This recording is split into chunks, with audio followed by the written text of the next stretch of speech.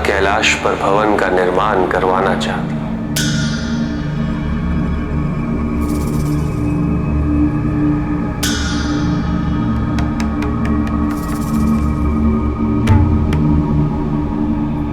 मैंने भी अपनी स्वीकृति दे दी।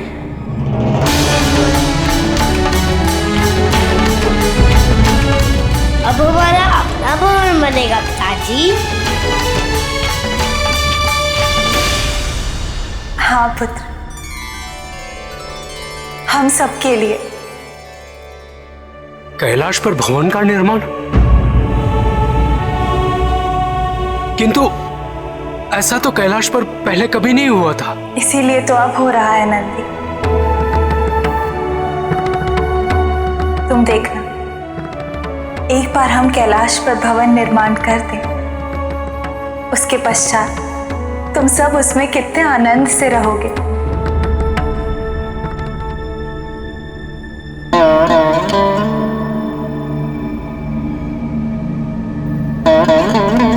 किंतु भवन के निर्माण से पूर्व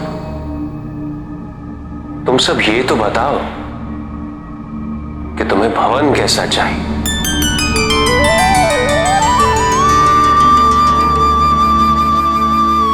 उसी से भवन का आकार और उसकी रूपरेखा निर्धारित होगी। मैंने तो पहले ही बता दिया है। मुझे केवल इतना चाहिए कि मेरा कक्ष आप दोनों के कक्ष और पाकशाला के समीप होना चाहिए।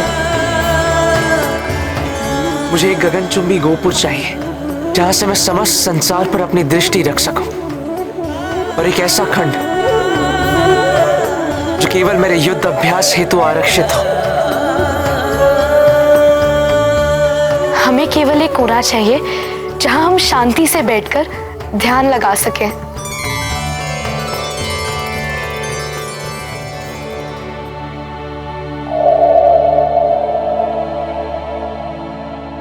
नंदी, तुम्हें क्या चाहिए? प्रभु, मैं क्या बोलूं? हम तो कभी भवन में रहे नहीं, इसलिए हमारी कोई अपेक्षा नहीं है। किंतु प्रभु, हम सब इतना ही चाहते हैं कि जो भी भवन बने हमें कैलाश से पृथक न करे। ऐसे ही खुले वातावरण का आनंद हमें मिलता रहे।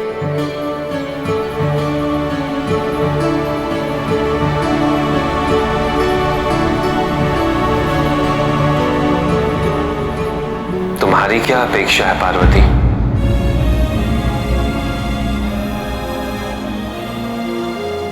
हम चाहते हैं कि भवन सबकी इच्छा अनुसार बने और सब उसमें सुख एवं शांति के साथ रहें। माँ, मेरी एक और इच्छा है। कहो पुत्र। यदि आप और पिताजी अनुमति दें तो क्या मैं और कार्तिकेय भैया समस्त संसार का भ्रमण करके आ सकते हैं?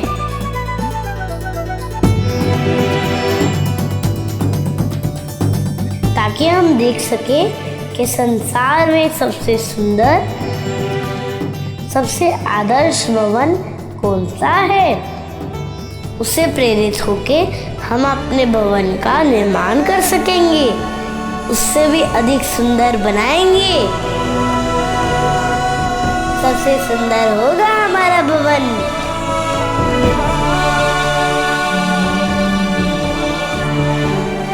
अवश्य जाओ पुत्र।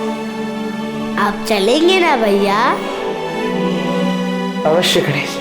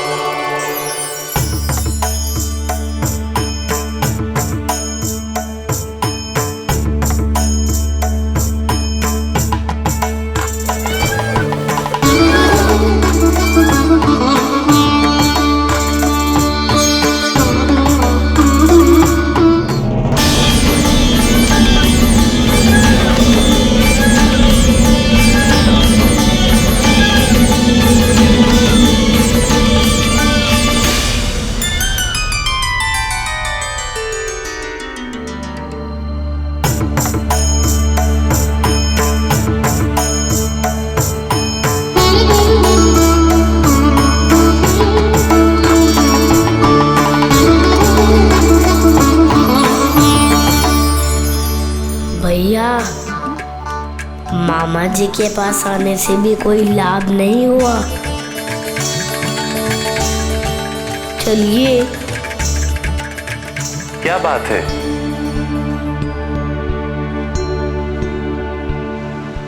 मेरे दोनों भांजे अत्यंत दुविधा में दिखाई दे रहे हैं। क्षमा कीजिए मामा श्री,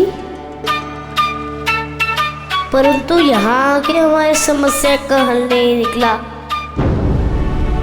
क्योंकि यहाँ पर छत नहीं है।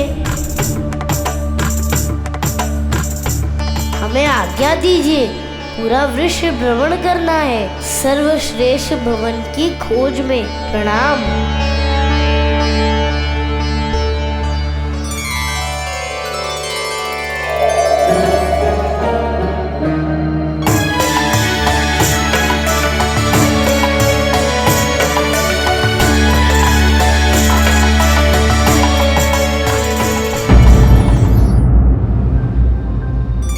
नारायण नारायण। ये हो क्या रहा है प्रभु? कैलाश पर गृह निर्माण होने जा रहा है, और सबसे बड़ा आश्चर्य तो यह है कि स्वयं महादेव ने अनुमति दे दी है। नारायण नारायण। अर्थात महादेव अब संपूर्ण रूप से गृहस्थ होने जा रहे हैं। उत्तम, अति उत्तम। अंततः माता पार्वती का प्रयास सफल हुआ। किंतु प्रभु, क्या गणेश और कार्तिकेय कैलाश के योग्य भवन ढूंढने में सफल हो पाएंगे?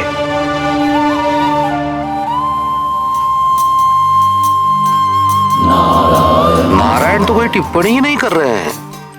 लगता है अब स्वयं माता पार्वती के ही दर्शन करने पड़ेंगे।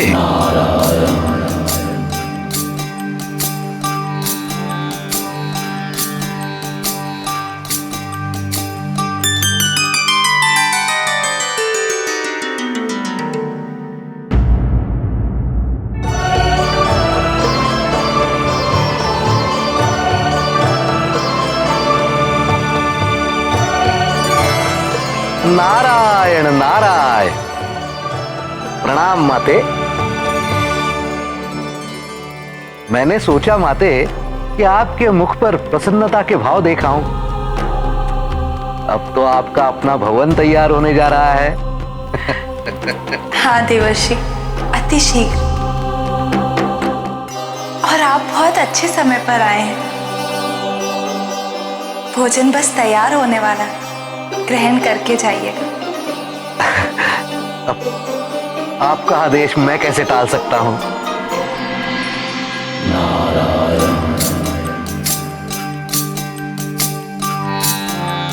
अप्रतिम, अलौकिक। देवर्षि, जब आप पुनः लौटेंगे तो हम आपको अपने भवन में भोजन कराएंगे। अवश्य अवश्य। किंतु माते, आपके हाथ का भोजन संसार में कहीं भी मिल जाए, दिव्य ही अनुभूति होगी। जिस प्रकार आपके हाथ का भोजन संसार में कहीं और मिलना असंभव है, उसी प्रकार कैलाश के योग्य कोई भवन मिलना असंभव ही है।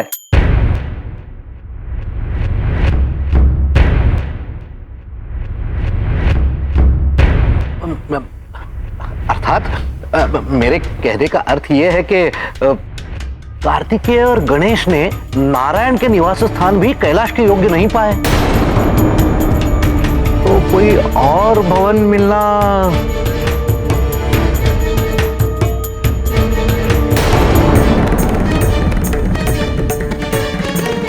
बातें, मैं तो केवल यही कहने आया था कि आप तो स्वयं जीवनदायिनी हैं,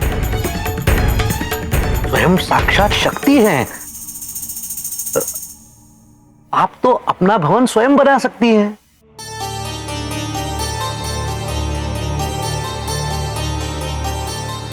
सोचिए माते, कार्तिकेय और गणेश कोई भी योग्य भवन न मिलने पर निराश लौटेंगे, और सहसा उनके सामने आपके द्वारा निर्मित नया भवन होगा, तो उनकी प्रसन्नता की कोई सीमा ही नहीं होगी। हाँ देवर्षि, हमें आपका सुझाव बहुत अच्छा लगा। हम स्वयं अपने भवन को आकार देंगे और सबसे पहले हम उसकी प्रतिकृति तैयार करेंगे।